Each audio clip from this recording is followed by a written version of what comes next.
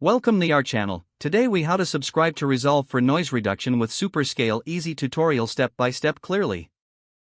To get started with subscribing to Resolve for noise reduction with Superscale, first, open your web browser. Navigate to the official Blackmagic Design website. Locate the support section in the main menu.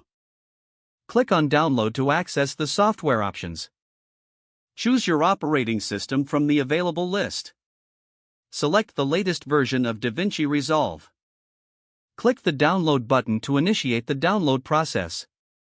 Once the download completes, locate the installer file in your Downloads folder. Double-click the installer to run it.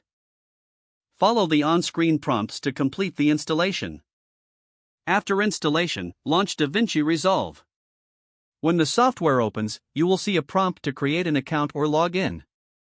If you don't have an account, follow the instructions to create one. Fill out the required information, including your email address and password.